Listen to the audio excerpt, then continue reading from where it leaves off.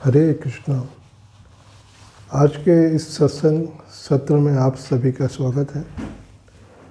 आज हम श्रीमद् भगवत गीता के द्वितीय अध्याय सांख्य योग पर कुछ चर्चा करेंगे। उसके पहले आइए हम अपनी वाणी को भगवान के नाम से पवित्र करें। हरे कृष्णा कृष्णा कृष्णा हरे हरे, हरे राम राम राम हरे हरे, हरे कृष्णा कृष्णा कृष्णा हरे हरे, हरे राम राम राम हरे हरे, हरे कृष्णा कृष्णा कृष्णा हरे हरे, हरे राम राम राम हरे हरे। भगवान श्री कृष्ण द्वितीय अध्याय सांख्य योग में अर्जुन को कुछ चीज़ों को दिखाना चाह रहे हैं जो कि अर्जुन अपने इस चर्म चक्षुओं से देख पाने में असमर्थ है। इन चर्म चक्षुओं से उसे शरीर दिखाई दे रहे हैं, युद्ध दिखाई दे रहा है, कौरव दिखाई दे रहे हैं, अपने संबंधी दिखाई दे रहे हैं, अपने गुरुजन दिखाई दे रहे हैं। वो इतना ही देख पा रहा है और जो उसको दिखाई दे रहा है उसको वो अपने तो मन अपनी बुद्धि से सही और तो गलत की व्याख्या कर रहा है। प्रथम अध्याय में तो भगवान सांख्य योग में अर्जुन को मूलतः ये सिखाना चाहते हैं, दिखाना चाहते हैं कि तुम जो देख रहे हो वही सत्य नहीं है। सत्य इसके आगे, इसके बहुत दूर है। जो दिखाई दे रहा है वो प्रत्यक्ष दिखाई दे रहा है, वो सत्य नहीं है।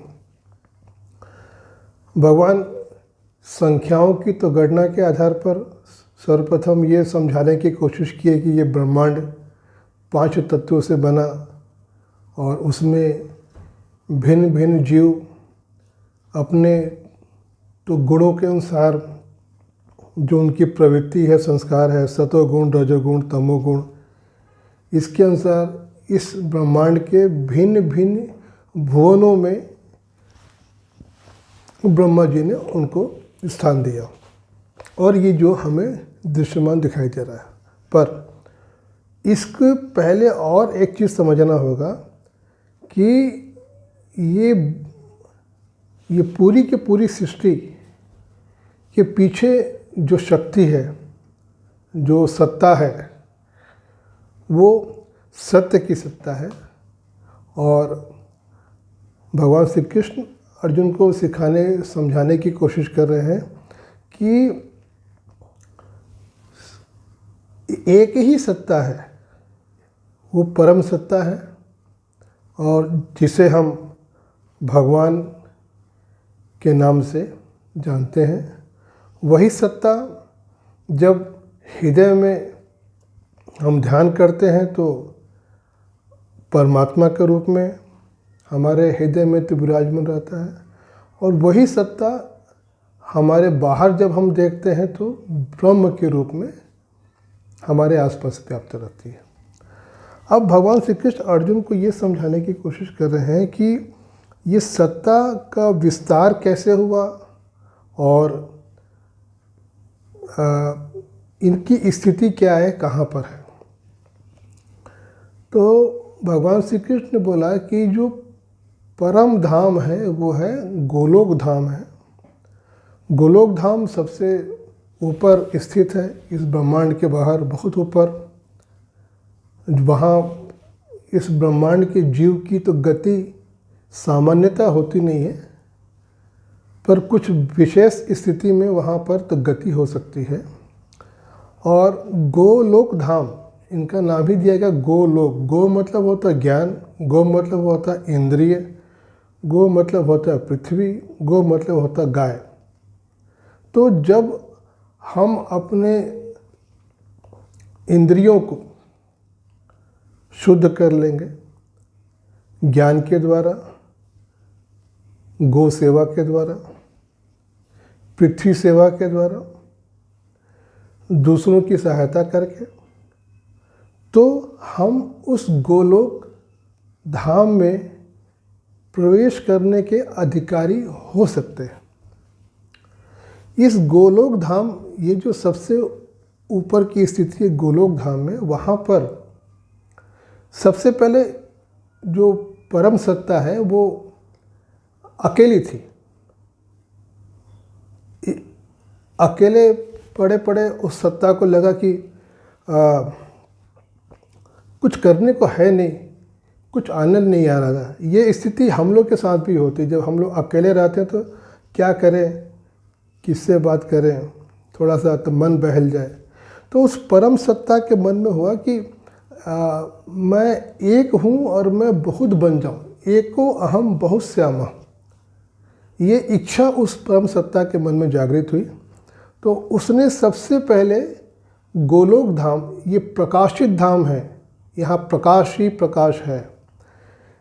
भगवान ने अपने को श्री कृष्ण के रूप में वहाँ पर एक प्रकाश जो था वो सबसे पहले श्री कृष्ण बना, फिर उसके आधे वाम भाग से राधा जी बनी, फिर राधा जी से और उनकी शक्तियों का विस्तार होता है। इस सब प्रकाश में है। लक्ष्मी जी बनी, रुक्मिणी जी बनी, इस तरह ये विस्तार हुआ। श्री कृष्ण ने अपने से जो विस्तार करना चालू किया आधे अंश से, उससे उन्होंने अपने तो मित्रों को बनाया और जिसमें गोप आते हैं। तो ये पूरा गोलोक धाम जो हुआ वो भगवान के प्रकाश से आप्लावित है। भगवान का प्रकाश ही अलग अलग रूप धारण करता गया और ये सब रूप जो थे, चूँकि वो भगवान से ही प्रकट हुए थे, तो इनका स्वभावता था कि ये भगवान की सेवा करें। वहाँ के जितने भी गोलोक धाम में पशु पक्षी हैं, ये सब प्रकाश में रूप है, कोई पंच भौतिक रूप में नहीं है, ये सब प्रकाश के रूप है। तो वहाँ पर जो सरोवर है, नदियाँ हैं, वहाँ पक्षी हैं जो कलवर करते रहते हैं, पशु हैं जो हिरण हैं जो कुलाचे भर रहे हैं, पर सबकी एक ही इच्छा है कि वो भगवान श्री कृष्ण को प्रसन्न करें, उनकी सेवा करते हैं। गोलोक धाम में मेन जो है तो मुख्यतः है कि सभी भगवान को प्रसन्न करने के लिए सेवा करते हैं। ये स्वाभाविक स्थिति है। गोलोक धाम परम धाम है, जहाँ का मूल कार्य, मुख्य कार्य है भगवान की सेवा करना। वहाँ जितनी भी जो सखियाँ हैं वो भगवान श्री कृष्ण को प्रसन्न करने के लिए राधा जी के साथ वाद्य यंत्र का वाद्य यंत्र बजाती हैं, संगीत गाती हैं। तो मूल तो वहाँ जो स्थिति है वो एक ऐसी, आप समझिए कि मंदिर में जब संकीर्तन की स्थिति होती है कि भगवान की स्तुति की जाती है भगवान को प्रसन्न करने के लिए, और उनको और कोई इच्छा नहीं होती, सिर्फ एक ही इच्छा है कि हम श्री कृष्ण को कितना ज़्यादा सेवा करके उनको प्रसन्न कर पाए। तो ये गोलोक धाम है। यहाँ पर जो मुख्य कार्य है या धर्म है वो है श्री कृष्ण को प्रसन्न करना।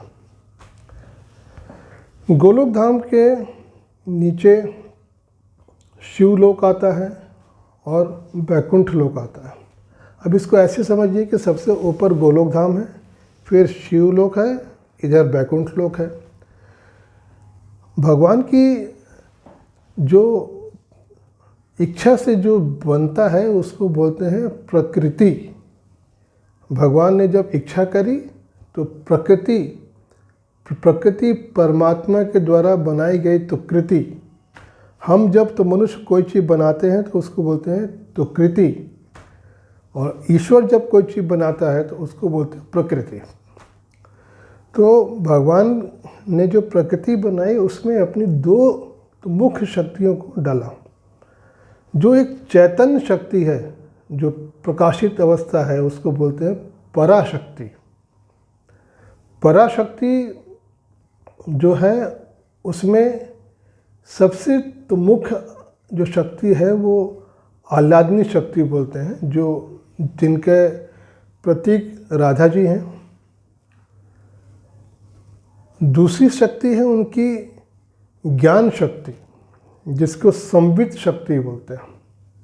संवित वो है भगवान शिव, जो कि शिवलोक में है। और तीसरी शक्ति आती है संधिनी शक्ति, हम जो इच्छा किए उसको धारण करना। तो वो जो पूरे सृष्टि को धारण करता है उसको बोलते हैं विष्णु शक्ति, जो पालन करता है। तो वो तीसरा लोक भगवान की इच्छा से जो बना वो बैकुंठ लोक बना।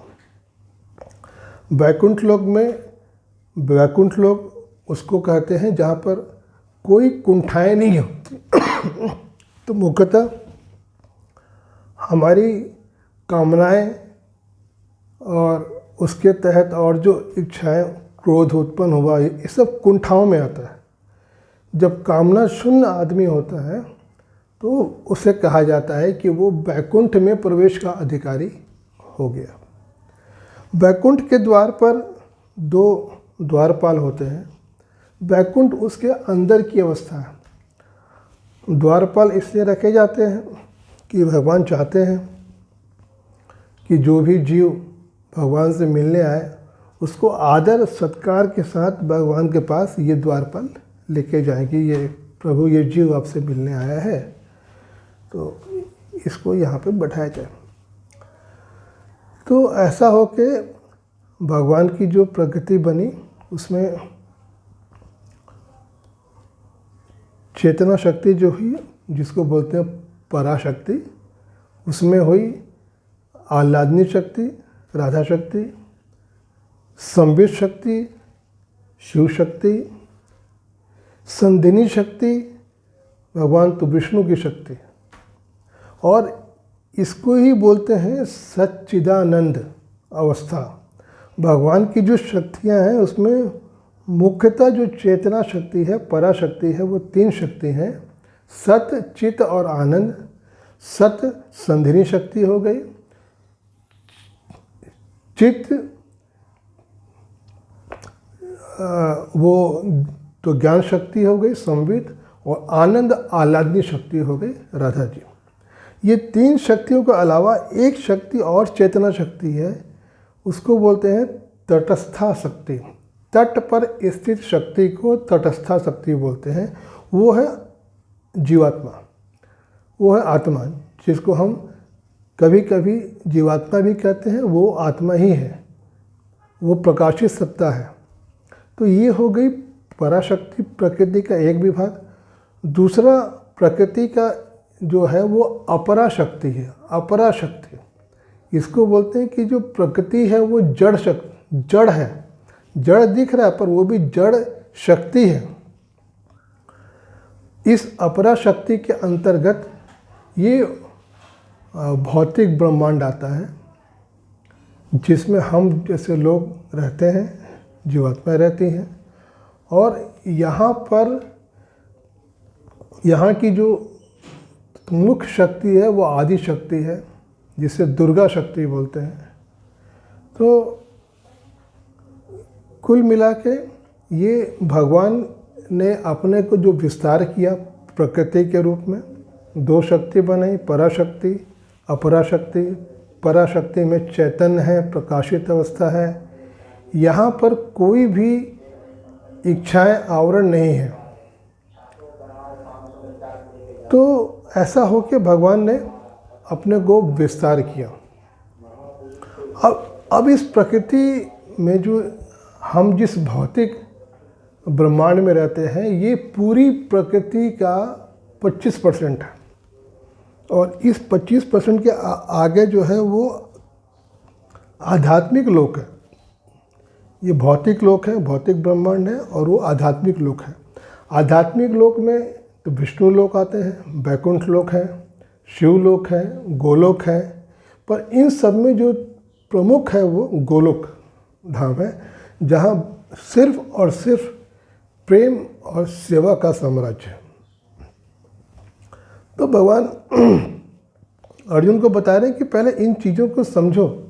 ये प्रकाशित सत्ता जो है वो इन आँखों से दिखाई नहीं देती, पर वही काम करती है। और ये जो जड़ सत्ता है, जो शरीर है पंचभूत का, वो हमें दिखाई देता है कि ये कार्य कर रहा है, पर ये कार्य करता नहीं है। इसके अंदर की जो शक्ति है, जीवनी शक्ति है, आत्मा है, वही जब तक इस शरीर में रहती है तब तक ये कार्य करता है।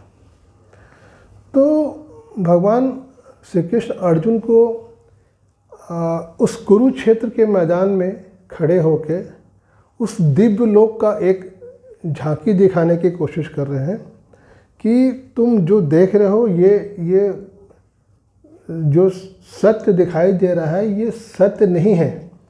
और जो नहीं दिखाई दे रहा है, जो सत्ता, जो चैतन्य है, जो प्रकाशित सत्ता है, स्वतः प्रकाशित सत्ता है, वो बहुत ऊपर है, आकाश में स्थित है। और एक चीज़ अर्जुन को भगवान बोले कि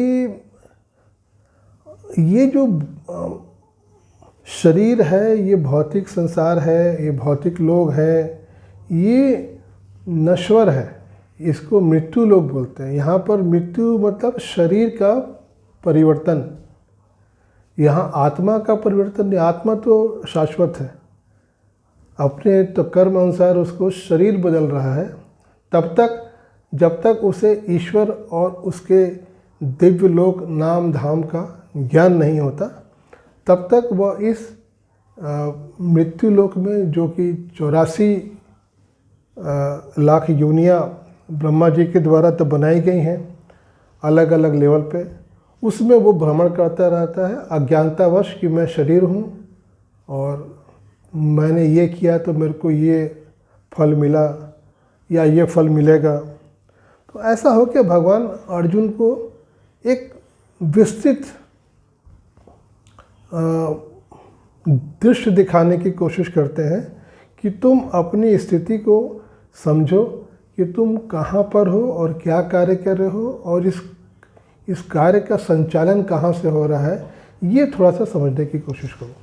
तो आज के इस सत्र में मैं एक थोड़ी सी प्रयास किया आप सभी को समझाने के लिए कि ये जो गोलोक धाम है, ये जो शिवलोक हैं, ये जो विष्णु लोक हैं, ये कहाँ पर इस ब्रह्मांड में या इस ब्रह्मांड के बाहर इनकी क्या स्थिति है और इनको कैसे भगवान ने बनाया। आज के सत्र में इतना ही, धन्यवाद। हरे कृष्णा कृष्णा कृष्णा हरे हरे, हरे राम राम राम हरे हरे, हरे कृष्णा कृष्णा कृष्णा हरे हरे, हरे राम राम राम हरे हरे। धन्यवाद।